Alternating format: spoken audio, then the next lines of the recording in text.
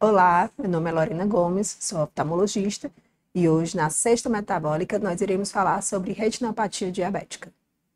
E aí a gente vai falar hoje sobre retinopatia diabética, tá? Essa ideia dessa aula é vocês entenderem um pouco, visualizarem quando a gente bota aqueles termos, é retinopatia, é proliferativa, é leve, é moderada, e vocês ficam meio voando nos termos, né? Então é uma aula basicamente de fotos para vocês conseguirem visualizar. A ideia aqui é que vocês tirem realmente as dúvidas, tá? Vou tentar falar o mais não oftalmologicamente possível, mas eu sei que às vezes os termos são um pouquinho mais complicados para vocês, tá certo? Então, vamos dar a passação geral. A gente sabe que a previsão da diabetes é que a gente tem em 2040 cerca de 600 milhões de pacientes diabéticos, tá? E 1/3 desses pacientes vão apresentar retinopatia diabética. Então, é uma doença extremamente comum, certo? Que atinge um órgão específico, que é a retina, os vasos da retina, e que vai levar, com o tempo, a várias complicações, inclusive a sequela visual. Desses pacientes que vão apresentar retinopatia diabética, 1 em cada 10 vão apresentar a forma grave da doença, que é a forma da retinopatia diabética proliferativa, ou vão apresentar o edema macular diabético, que é a principal causa de baixa de visão desses pacientes, tá certo? E aí, quais são os principais fatores de risco? O principal fator de risco é a duração do diabetes, porque a retinopatia, para ela se desenvolver, ela precisa de cerca de 10 a 15 anos de doença para você desenvolver a retinopatia diabética, tá certo? O outro segundo fator mais importante é o controle da diabetes. O que é que os estudos mostram? Que glicadas abaixo de 7%, ela tem um fator protetor para o desenvolvimento da retinopatia diabética. Daí a importância de vocês fazer esse controle para que não haja o desenvolvimento dessa retinopatia. Outros fatores associados e importantes também é a hipertensão e a dislipidemia. Não importa ter um paciente diabético controlado, mas se ele está com a pressão alta, se ele está com os níveis de triglicerídeos, principalmente de LDL, altos, o paciente também vai ter um maior risco de desenvolver a retinopatia, tá? Até porque essas doenças vão alterar os vasos e esses vasos estão intimamente ligados também às alterações vasculares da retinopatia. E isso, né, o tempo de diabetes, aquele principal fator de risco, interfere exatamente no tipo de diabético. O diabético tipo 1, ele vai ter só indicação de exame após 5 anos de doença, tá certo? Porque normalmente no tipo 1 a gente sabe mais ou menos a data do diagnóstico, enquanto que no tipo 2 a gente vai ter a indicação do exame ao diagnóstico, porque normalmente esse paciente tem pelo menos 5 anos de doença e não sabe, tá certo? Com exceção do tipo 1, é os pacientes quando estão na puberdade, com 11 anos, tá? O que é que os estudos mostraram? Que nessa fase da adolescência, geralmente, quando não há uma boa aderência ao tratamento, às alterações hormonais, você aumenta em 1% de chance o risco de retinopatia diabética grave, proliferativa. Então, os estudos mostram que o que for primeiro, ou 5 anos da doença, ou a partir dos 11 anos de idade, tem já indicação também de exame de fundo de olho, tá certo? As outras alterações, fatores de riscos, é a puberdade, que a gente já explicou agora, e a gestação, que é o que a gente estava comentando agora. Na gestação, eu tanto tenho um aumento aumento de risco de aparecer a retinopatia, de como ela evoluir ao longo da gestação. Então, a indicação é o quê? É um exame por trimestre. Então, essa paciente vai ser vista no primeiro, no segundo e no terceiro trimestre, tá certo? Na prática, às vezes, a gente vê até mensalmente, a depender das alterações que a gente tem. E a gestação é o único momento onde está autorizado o controle rápido da diabetes. Normalmente, quando vocês fazem um controle muito rápido da diabetes, eu tenho piora da retinopatia diabética. Por isso que às vezes falam, agora o Mounjaro piora a retinopatia diabética. Não é uma relação causa-efeito. É porque o Mounjaro, ao controlar a diabetes muito rápido, pode levar a uma piora da retinopatia diabética, tá certo? Outros fatores de riscos é a nefropatia, que está relacionada com a gravidade da doença. Então, pacientes, quando tem um bom controle da nefropatia, também melhoram da retinopatia, tá certo? O tabagismo, porque ele por si só leva a uma hipóxia tecidual, leva à isquemia. A obesidade e a anemia entram no mesmo raciocínio da dislipidemia e da hipertensão. E aí, qual é a patogênese da doença, né?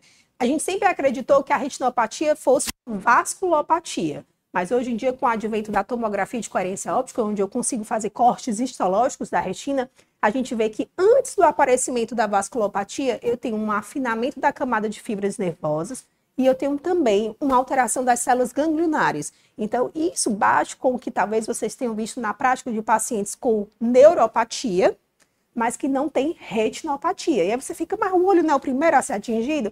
Então, essa hipótese de que, na verdade, seja uma neuropatia antes da vasculopatia bate com a clínica que a gente encontra, às vezes, nesses pacientes. E aí, qual é o mecanismo, né?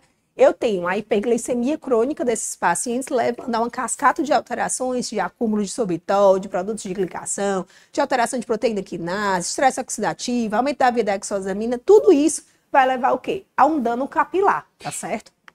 E aí, lá nesse dano capilar, o que acontece? Os vasos da retina, eles são vasos não fenestrados, tá certo? Eles são vasos com aquelas tags, com aquelas junções. E o que acontece? A gente chama de uma barreira hematorretiniana interna, ou seja, não há extravasamento normalmente por esses vasos. A partir do momento que eu tenho uma perda desses pericitos desses vasos, eu vou ter aumento da permeabilidade vascular e com isso eu vou liberar líquido e vou ter o edema, eu vou ter perda de extravasamento de sangue, eu vou ter as hemorragias e eu vou ter o extravasamento de gordura e vou ter os exudatos duros, tá certo? Além disso, essa perda dos pericitos vão levar a fragilidades na parede desses vasos. Então, eu vou formar saculações, que são os microaneurismas.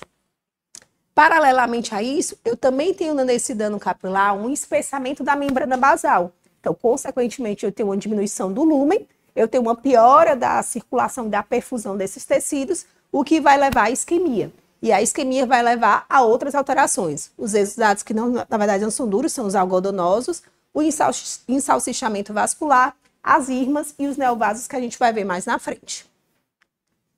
Então, a primeira alteração da retinopatia são os microaneurismas, que, como eu comentei, são essas alterações saculares que acontecem pelo dano nessa parede vascular e que no fundo de olho vai aparecer como esse pontinho, uma lesão pontiforme, ali na setinha, tá certo? Vermelhinha, pontiforme. Então, é um microaneurisma. Essa lesãozinha vermelha é essa alteração aqui vascular. Ela é a alteração inicial da retinopatia, a primeira lesão da retinopatia. E aqui nesse exame que a gente chama de angiografia, onde eu tenho um corante perfundindo esses vasos, eu consigo ver como uma lesão, pontiforme. Aqui eu volto. Aqui. Uma lesão pontiforme, que ela tem uma hiperfluorescência desde as fases iniciais. Então, se um paciente só tiver no exame de fundo de olho microaneurismas, ele vai ser classificado como uma retinopatia diabética não proliferativa leve.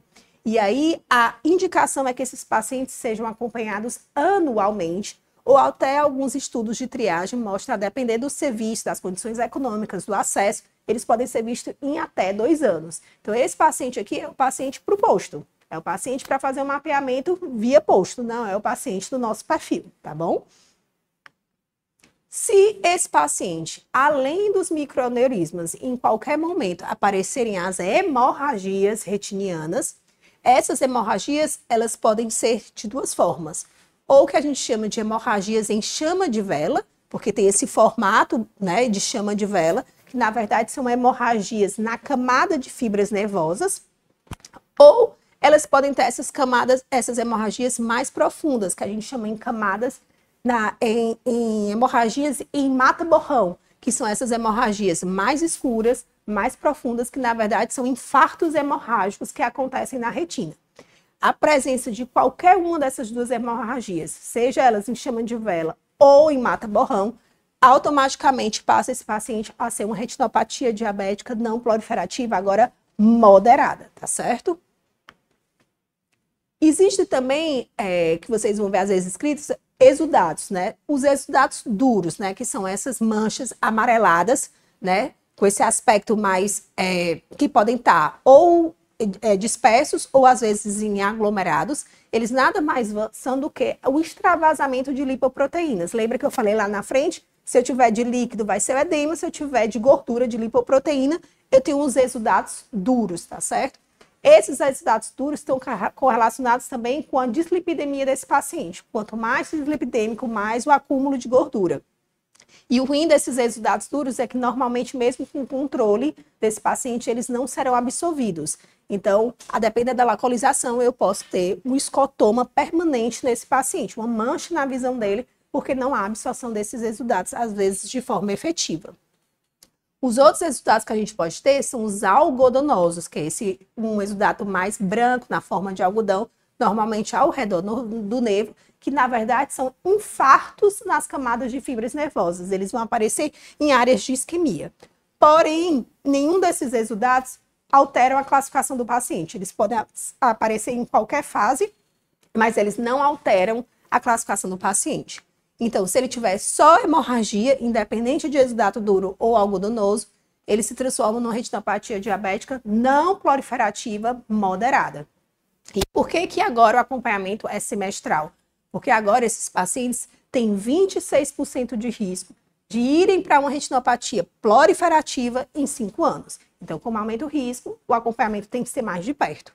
E continua sendo apenas o controle clínico, ou seja, apenas com vocês. Já se esses pacientes apresentarem a regrazinha que a gente chama de 4 quadrantes de hemorragias retinianas, a gente divide o olho em 4 quadrantes, superior, inferior, nasal e temporal. Se o paciente tiver 4 quadrantes com aquelas hemorragias que a gente falou, seja ela em chama de vela, seja ela em mata-borrão, ele está automaticamente agora, ele não é mais moderado. Ele passa a ser uma retinopatia diabética não proliferativa agora grave. Mas não é uma hemorragia, tem que ter pelo menos 20 hemorragias por quadrante, ou seja, uma quantidade de hemorragias importantes, tá certo? A outra regra, que é o 2, são 2 quadrantes, tendo o quê? Alterações venosas. Todas aquelas alterações lá dos pericitos, da membrana basal, podem levar a veias em looping, como o primeiro que a gente está vendo aqui, né, com essa alçazinha, as veias em loopings, ou veias que tem essa segmentação que a gente chama em veias em rosário, tá certo? Ou essa segmentação mais grave que a gente chama de ensalsichamento vascular. Então, se em 2 quadrantes eu tiver qualquer uma dessas alterações venosas, ele automaticamente passa a ser classificado como uma retinopatia não proliferativa grave.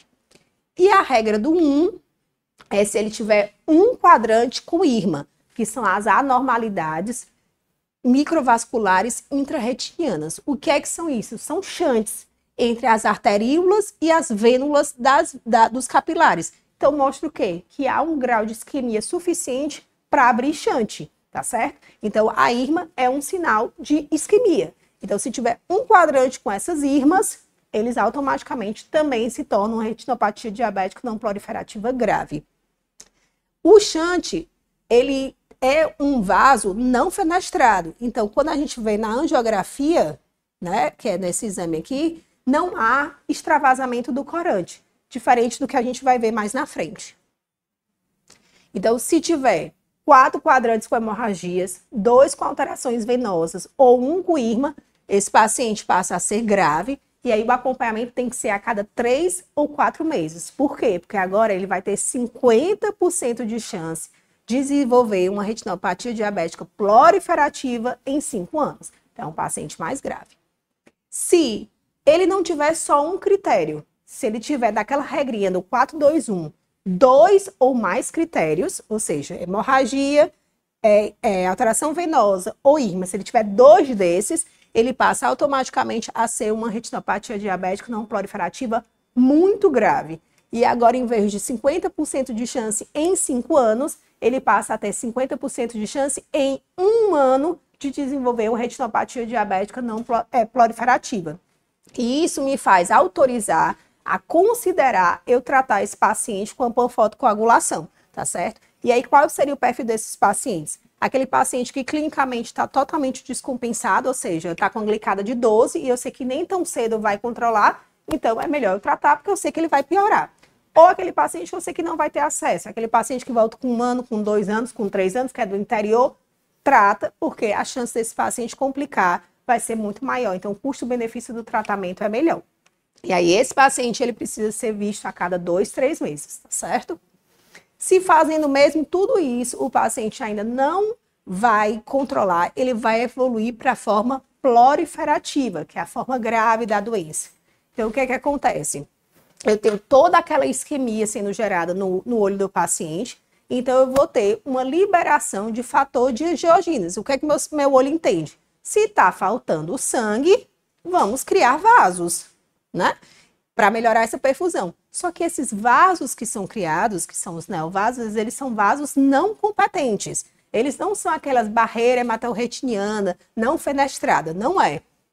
Então, esses neovasos ou podem aparecer na cabeça do nervo óptico, que vocês estão vendo aqui, né?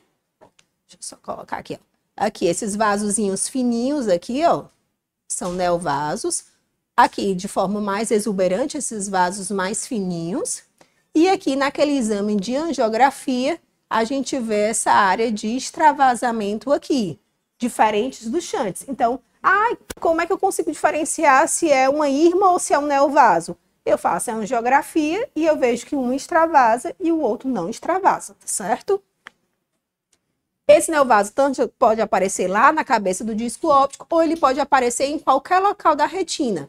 Às vezes de forma mais discreta, às vezes formando esses aspectos em sifão, tá certo? E aqui, mais uma vez, a angiografia mostrando uma zona de isquemia que aparece como essa área hipofluorescente, ou seja, não há perfusão aqui. E aqui a presença de um neovaso, mostrando o extravasamento dele. Se aparecer neovaso em qualquer canto que seja da retina, ele automaticamente se transformou numa retinopatia diabética proliferativa. E aqui você está formalmente orientado a iniciar a panfotocoagulação a laser, e esse paciente vai ser visto mensalmente até estabilizar. E o que de acho é essa fotocoagulação que vocês tanto veem a gente fazendo como PFC, panfoto, foto. Qual é o raciocínio? Eu vou queimar de forma ordenada a retina para que eu diminua a quantidade de células doentes e melhore a perfusão das células saudáveis. Então, todas aquelas alterações intracelulares vão levar à isquemia. Então, eu tenho um raciocínio de que eu tenho muita retina para pouco vaso. Então, eu tenho que queimar parte dela para poder compensar o conteúdo continente, tá certo? Então, a gente faz com um laser essas queimaduras, aqui é assim que você faz. Eita, cadê? Pronto. Aqui, são queimaduras assim que a gente faz. Essas queimaduras, a gente tenta dar um espaçamento entre elas, porque como vai haver uma cicatrização, vai ter um aumento dessa queimadura, e a gente não queima a parte central da visão para não provocar um escotoma central no paciente. Aqui já é a pigmentação, ele já pigmentado, tá certo? Que, como eu falei, o nervo, a mácula, que é a área central que a gente preserva, e o restante da retina toda queimada, tá certo? E isso é uma forma de estabilizar a doença e é o padrão ouro do tratamento da retinopatia proliferativa. Se mesmo assim esse paciente continua evoluindo, não tem controle clínico, o que é que vai acontecer? Aqueles fatores de angiogênese vão continuar sendo liberados, ou seja, para estimular neovasos. Esses vasos, eles vão aparecer, porém eles nascem em direção ao gel do olho, que a gente chama de vítreo, tá certo? E aí é quando aquele paciente, às vezes, tem crise de hipoglicemia, tem um trauma leve, ou faz um esforço mais atenuado e sangra, e vem para cá, para o consultório de vocês, dizendo, doutora, avisa, eu acordei, eu não estou enxergando nada, eu estou vendo umas teias de aranha, esse olho eu não estou mais enxergando, não doeu, não aconteceu nada. Então, o paciente que tem uma retinopatia diabética proliferativa tem que ser orientado quanto a esses fatores de risco de sangramento. São crises de hipoglicemia, esses fatores, exercícios extenuantes e, às vezes, qualquer traumazinho ocular leve, que vai gerar esse sangramento aqui, ó, certo? Para dentro do olho. E que no ultrassom a gente vê aqui essa cavidade que era para ser anecoica, agora ela está hiperecogênica, mostrando o sangramento dentro do olho, tá bom? Se mesmo assim ele não é tratado, esses vasos eles vão crescer, como eu disse, para dentro do olho. E eles vão crescendo, eles não crescem soltos, eles crescem numa rede fibroglial, que é essa brancazinha, essa proliferação fibroglial que a gente chama, tá certo? E aí, consequentemente, eles vão puxando e leva a um descolamento da retina aqui, ó, de forma tradicional, em forma de tenda. que é o que a gente vê aqui. Esse paciente com sangue, mas quando eu faço ultrassom, além do sangue, ele na verdade tem também aqui, ó, um descolamento de retina tracional, tá certo? E aí, às vezes, a gente precisa do ultrassom para poder diferenciar se, na verdade, é só sangue, como esse primeiro caso, ou se também tem, além do sangramento, tem um descolamento tracional, que não dá para diferenciar só no exame do fundo do olho. Se mesmo assim, toda essa isquemia, ela não é controlada, agora, essa isquemia que estava no segmento posterior do olho, ela vai avançar para a parte anterior do olho. Então, eu vou ter agora a formação de neovasos agora na íris do paciente, tá certo? E esses neovasos aqui, eles têm dois efeitos. Eles têm um efeito mecânico, de barreira mecânica, que não deixa drenar o líquido do olho, como eles não deixam de ser um processo inflamatório. Então, isso vai fazer com que eu não tenha a drenagem do líquido do olho, eu tenho um aumento da pressão intraocular, e, consequentemente, o desenvolvimento de um glaucoma neovascular, tá certo? Esse glaucoma neovascular é de dificílimo controle, de prognóstico super reservado. A maioria desses pacientes vão evoluir com uma cegueira, e a gente chama de olho cego doloroso, ou seja, além de não ver, ainda dói, tá certo? Então, é um paciente muito ruim, tanto para a questão visual, mas para a questão de qualidade de vida. É um paciente que, às vezes, vai precisar fazer injeção retrobulbar para matar o nervo, vai ter que fazer, às vezes, ciclofotocoagulação para baixar essa pressão, ou às vezes até, como chega nas emergências, alta-viscerado, ou seja, a pressão fica grande, o olho vai afinando, ele literalmente explode. Então, é um paciente que precisa é uma situação extremamente grave que a gente não quer que chegue aqui, tá certo?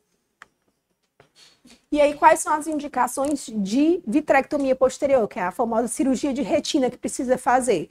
É quando eu tenho uma hemorragia vítrea grave e persistente. Porque se eu tenho um paciente que eu já acompanho, que fez o laser, que está controlado clinicamente e que aparece com sangramento, eu não necessariamente vou indicar cirurgia. Por quê? Porque às vezes o próprio turnover do vítreo vai lavar e vai tirar aquele sangue da frente.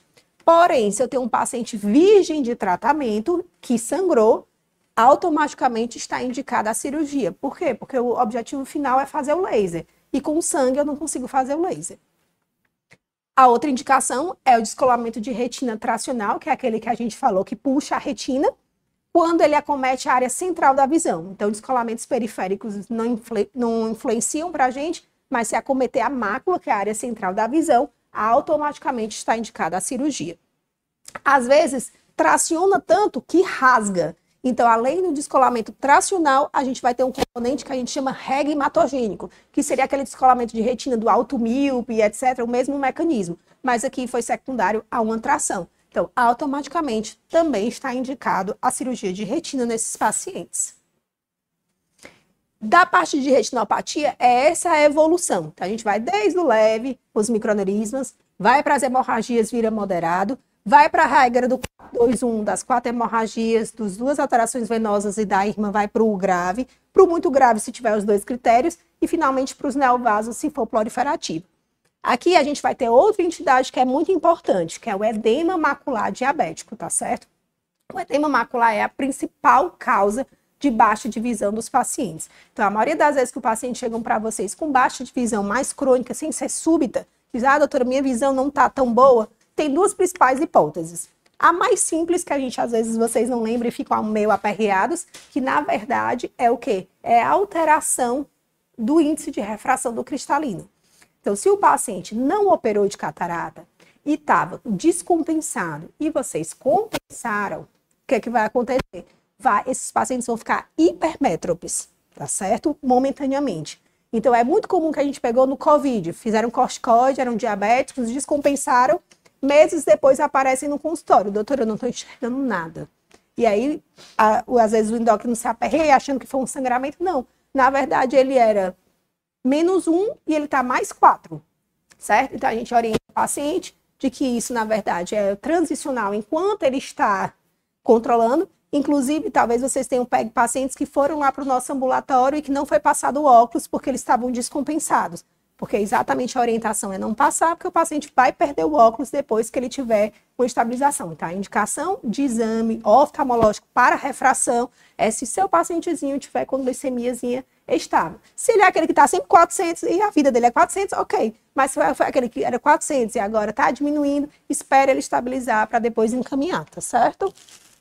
Então, voltando para o edema macular. Aquela alteração lá que a gente viu lá na frente causa extravasamento de líquido. Então, eu vou ter a presença de edema, tá certo? Eu vou ter a presença de líquido aqui. Aqui é o OCT, uma tomografia de coerência óptica, que é um corte histológico dessa região aqui. E aqui a gente está vendo vários cistos. Esses cistos são de exudação, tá certo? E é isso que baixa a visão dos pacientes, a presença desses líquidos. Esse edema tanto pode ser mais localizado, como a gente está vendo aqui, como ele pode ser difuso. E pode ser também isquêmico, tá certo? Essa área preta ali que a gente está vendo nesse exame de angiografia é uma área de não perfusão. Então, aqui não adianta tanto eu tratar o edema, porque o que está baixando a visão não é o líquido, é a isquemia que matou essas células. E aí veio a grande era, que são as aplicações que vocês devem ter visto já pacientes. Eu faço injeção, eu faço uma aplicação no olho. O que é isso? São os anti-angiogênicos. A gente tem vários hoje no mercado, os mais comuns são o bevacizumab, que é o que a gente faz aqui, que é o Avastin. A gente tem o ranibizumab, que é o Lucentis. A gente tem o aflibercept, que é o Eylea. E tem vários outros agora que já foram lançados. O que é que o antiangiogênico faz?